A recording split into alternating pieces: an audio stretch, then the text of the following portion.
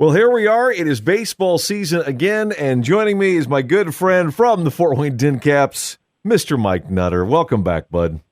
It's an annual tradition. You and I gearing up for opening day, and so it's so great to be on with you. Oh, man. Well, tonight is Meet the Team night at Parkview Field, and it's exciting. It's exciting for the players, and it's equally as exciting for the fans to be able to meet the new guys that are going to be in town. And I know there's a lot of buzz around one specific player who's going to be playing shortstop because he's the number one prospect in the entire Padre organization, right? Yeah, no doubt. That's young Jackson Merrill. They signed him out of high school, number one pick.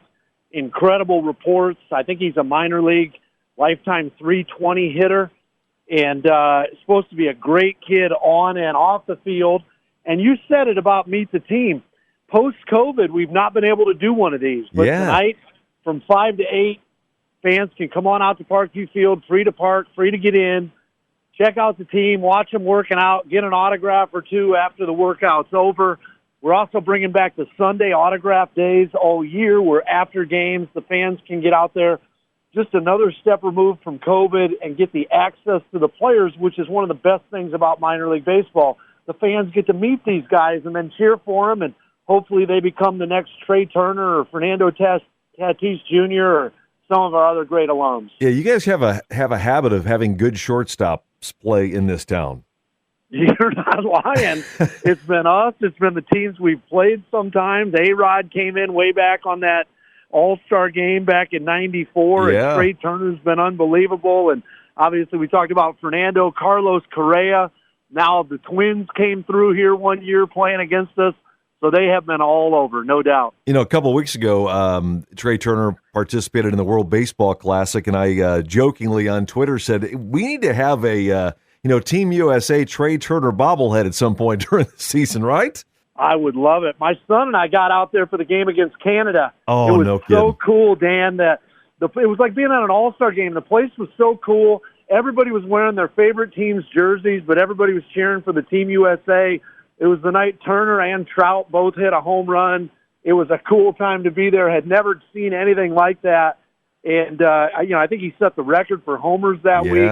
He's a young superstar, so I hope he has an amazing year. But this year I need the Padres to beat the Phillies in the NLCS to go to the World Series. Yeah, that'd be nice, right?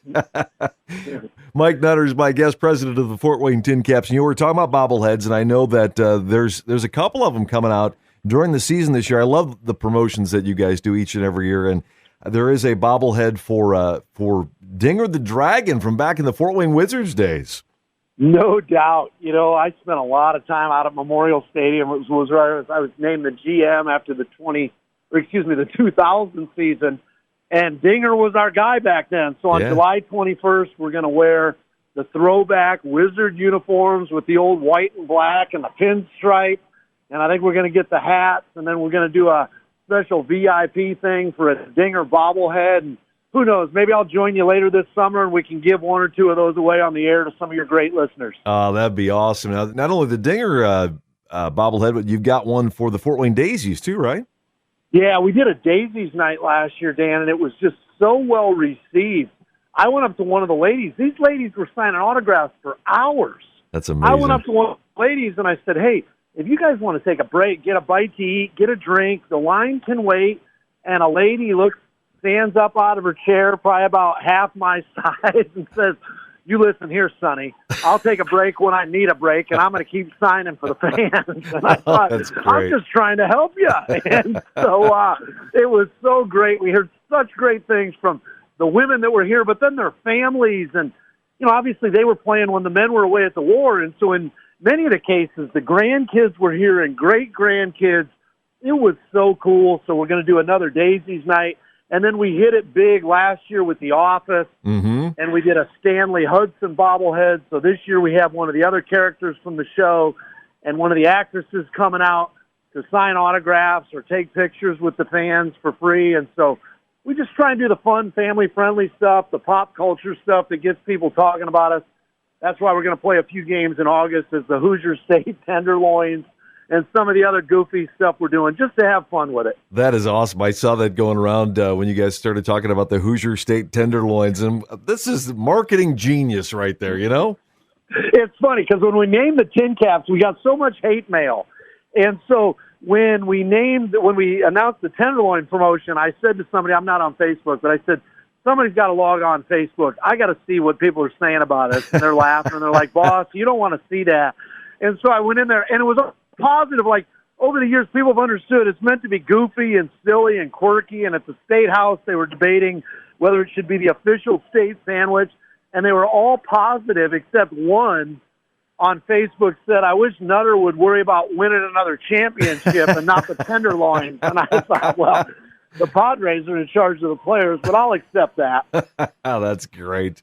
It's just so much fun coming out to Parkview Field with all the extra promotions you do. But, of course, you have the regular benchmarks, the family feast nights on Tuesdays and the Thirsty Thursdays on – that's my favorite day of the week, Mike. No doubt. You're not the only one. And then we get crazy when it warms up from about June on and combine Thirsty Thursdays with fireworks, and people absolutely love it. When we come on every year with you, we talk a little bit sometimes about the food. You nailed it with the promotions. But this year we've got bourbon slushes out here for the first time ever. Yes, please. We're going to serve tenderloins for those 4 games that we play as the Tenderloins. We're going to have some new drinks and other new food out here. Man, I hope the listeners can hear it in my voice. We are so excited to get this season going. Somebody said, what year is it downtown? I said, I don't even know how to count anymore with the COVID lost season and some of the stuff. But, next Tuesday, April 11th, we'll get rocking, and that'll all depend on how the weather is. But it's going to be another fun year, a great community gathering place downtown. Cannot wait. Opening night is this Thursday on the road, and then next Tuesday you guys will be at Parkview Field, and hopefully there'll be a bunch of fans out there greeting the Tincaps for the 2023 season, man.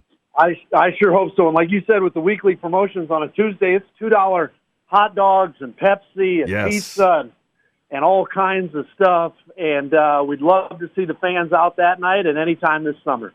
Mike, always a pleasure. Good luck this year. Can't wait to see some of these new kids coming in and be out there for the bourbon slushies and Thirsty Thursdays. I'll see you at all of them, my friend. Podcasts by Federated Media.